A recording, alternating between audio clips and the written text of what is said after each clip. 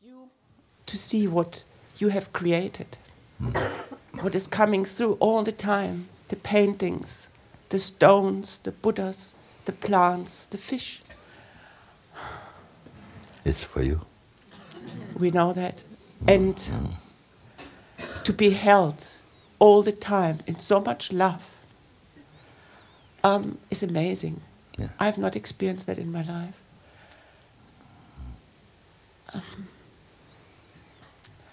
Unasked for, just being there. And last night I said to you through the window at the car whether you can help me to open my heart for love. It is open to receive that, but I know it could be even more open.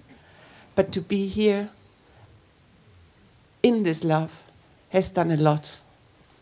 Thank you. Thank you so much. Thanks to you. Thank you. Thank you. That's very good. I like when you report about the Sangha and returning home and greeting the Sangha again in our name, and that feels very, very good for me.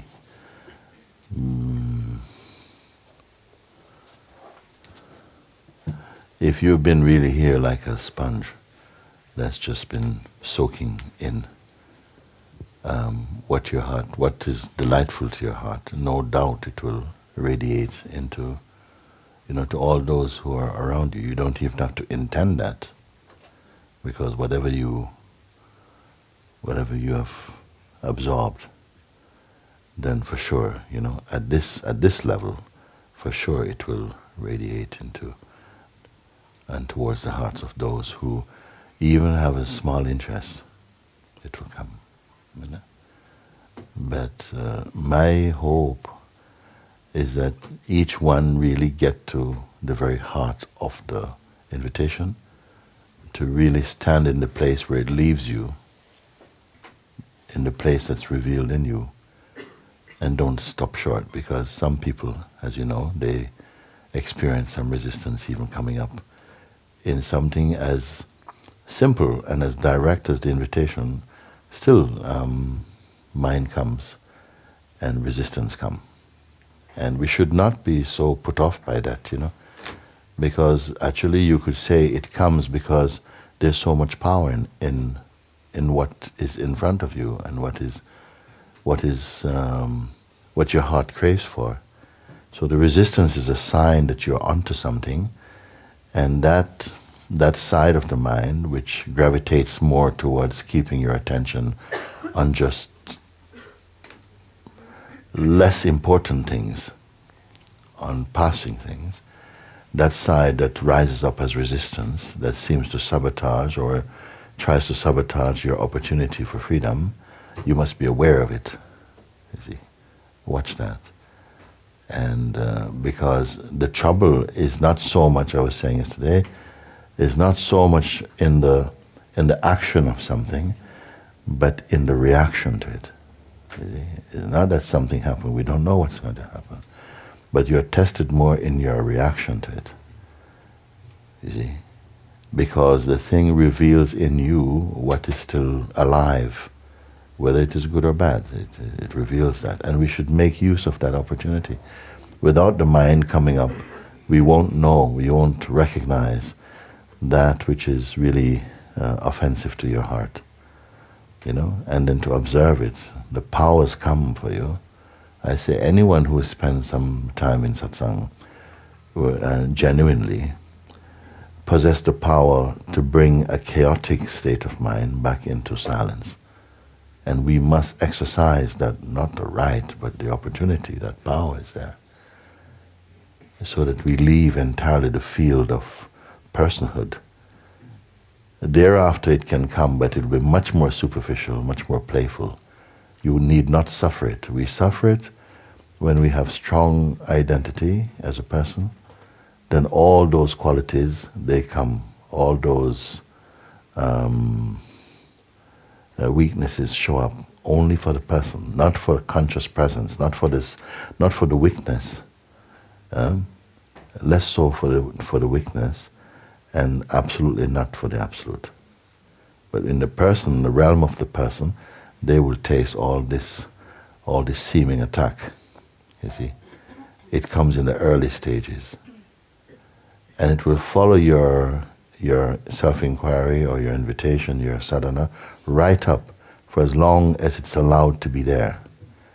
But you must see it now. The intelligent one will see that this is an asset. It gives an opportunity to discover what is functioning as an enemy to your freedom, rather than just simply to wipe it out and not feel the initial discomforts, disturbance, the feeling of attack that comes from the psychological mind or mindset.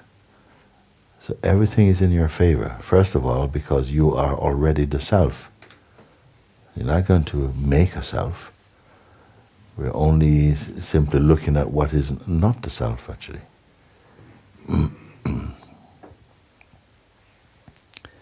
You see, so a lot can happen in a day.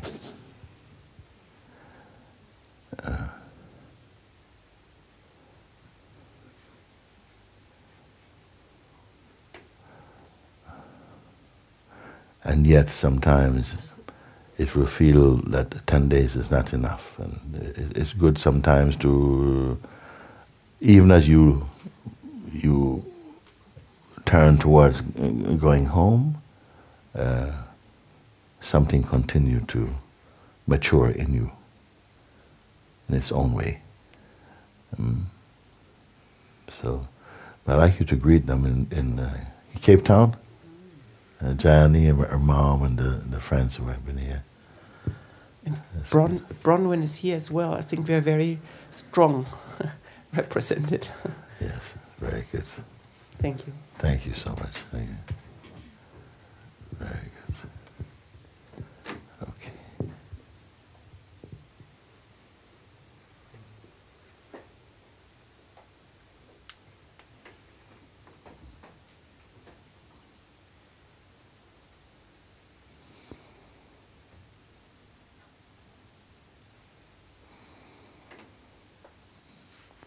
Saja is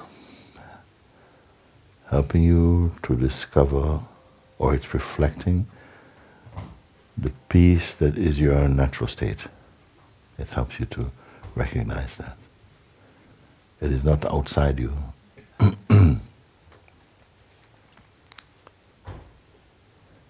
And where there is peace, contentment is there. A silence is there. A joy is there. Openness is there.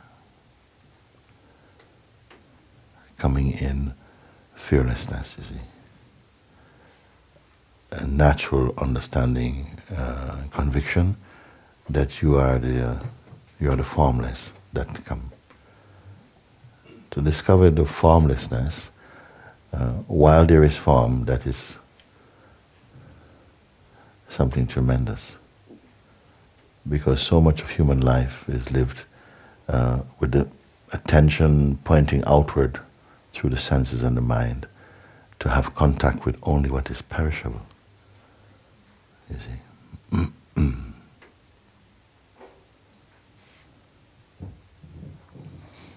So to discover Sātsang, discover, or to turn one's face towards the full discovery of our own nature, our own source, that is already counted as auspicious life.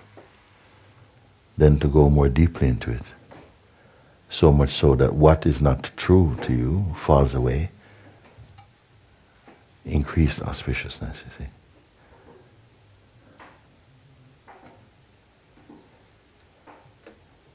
And what remains after that, the mouth cannot speak it. The mind cannot comprehend it.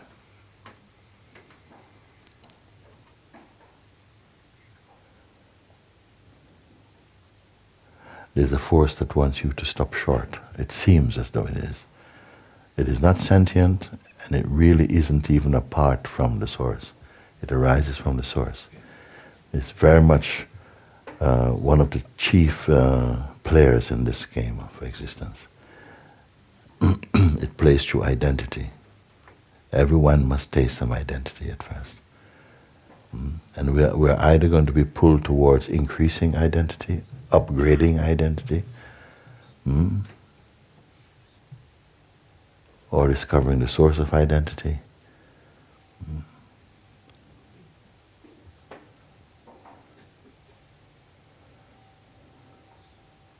And some of you have been here for some time. After a certain point, you may find that there's a certain degree of peace and joy, spontaneity, and so on. You may think of things or people and they show up, and these things will bring a lot of confidence. But they're not the goal. That must be remembered. That which is to be discovered does not fluctuate. It is the only thing that does not change, cannot leave, cannot even come. It's always here. When you know that, nothing can stand against that.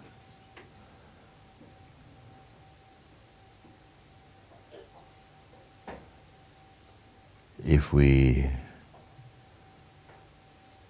experience some of the joys of awakening and settle for this, almost like something presses pause. Say, no, I like to live like this. Then your life will plateau off this. But the work is not done.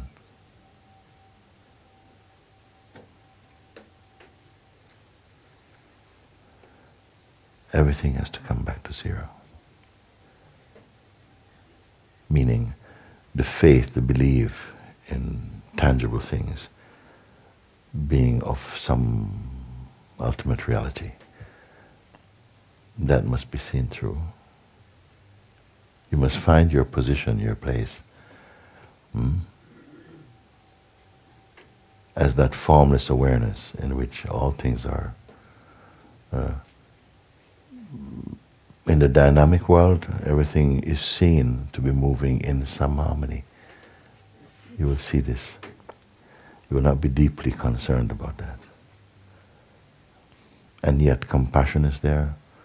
All this is that love can have a stage to act itself out.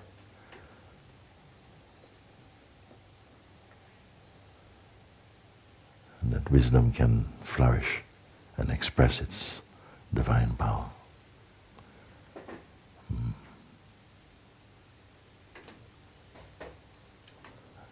Yes, you want to say something?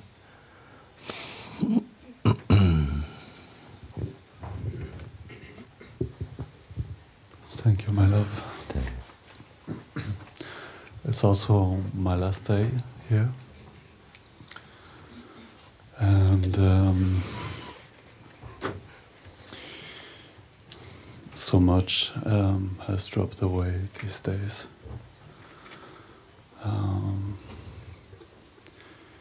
Yet I feel I don't want to live with a story, and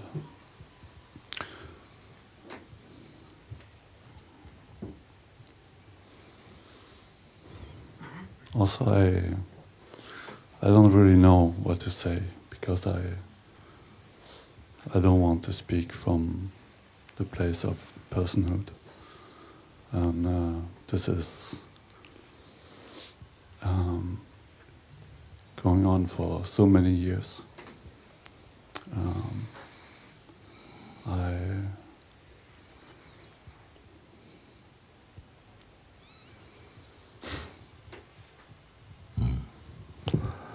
What falls off must stay off.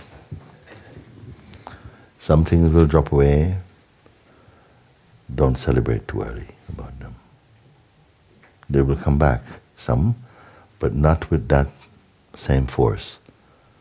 If you abide in the place that you are discovering, you're loyal to it, you're faithful to it, you honor it, you recognize the importance of it, you will not have the sense that it leaves you.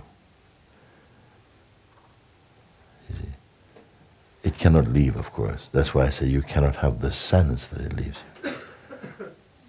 But if our support, if our foundation is built inside the body-mind person, then we are already on stable ground. Because the nature of that realm of the body-mind, it fluctuates all the time. So find yourself in the place of that timeless sphere, in front of whom even the functioning of perception is also perceived. But it's not watching any movie. It's not watching movie. It does not need to turn to left or right. And yet, not even the movement of one atom moves without its will. You will come to know that not by study. You cannot know it by study. Yeah. When the arrogance of outer knowledge falls away, or is melting into that heart, you come to know some things just spontaneously. You don't know how you know it. Unstudied knowledge. Or let's not say even knowledge, unstudied knowingness. You see? So just stay with that. That is the power of this, that we are not moving from book to book, but that you recognize the main point and the main position and anchor yourself in that. Not by force. Sometimes little force. Sometimes we must be not too slack with the mind, not give it too much space. Sometimes you must hold, you must be a bit strict about the way the attention is pulled about. And just keep recognizing, even rather than holding the attention in anything, just recognize that even the movement of attention is perceivable. That's a significant thing, that even the movement of attention does not denote the self. That the movement of attention is also perceived. If you understand this, then you are in the unshakable place. But stay with it.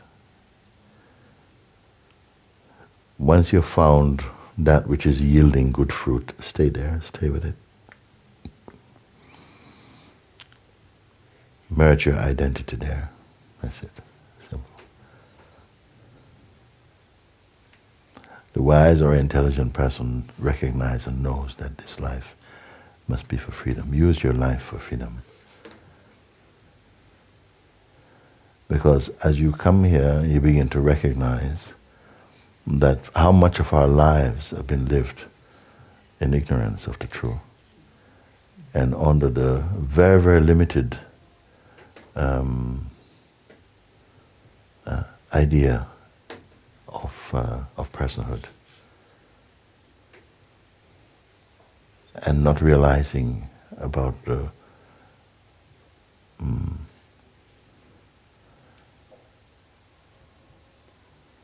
strain, the stress of egohood. As you begin to discover it, then you might feel that you're moving into a domain of turmoil or something, because it's as though everything gets stirred up. Things that were dormant or hidden for some time begin to come to the surface, and it may feel, oh my gosh, this is not what I expected here. But you have to understand that by coming here, you automatically enter into a field where you are going to be detoxing from. And recognizing that, the cunningness, the strength of egoic identity, and discovering the difference between yourself and the mind, the psychological side of the mind. That is already the step into, you're already on the ladder of freedom, you see, just knowing this. This is why many people, they're surprised. Oh my God, I did not know this possibility is here, to observe. And it is so powerful, it doesn't, no one is exempt from this grace, whose heart turns towards it, whose face turns towards this. No one is left out. the invitation also has reached some prisons also. Prisoners are writing also. People have been in prison for some time. I don't want to call them prisoners. But they are also discovering, the power of observation, a detached observation. And coming more firmly into focus, the true position as the formless observer, the formless being. And I would say that they are more free than people walking about freely on the street, the one who discovers this. So if you have reached that point in your life when you know that I can't go back, I have not saved any bridges behind me, everything is for completing this understanding. And I would not advise anyone even to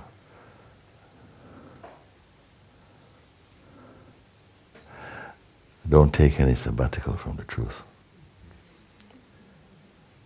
Finish up, Let the rest of this life be lived in freedom. And it will not end in the dropping of this body.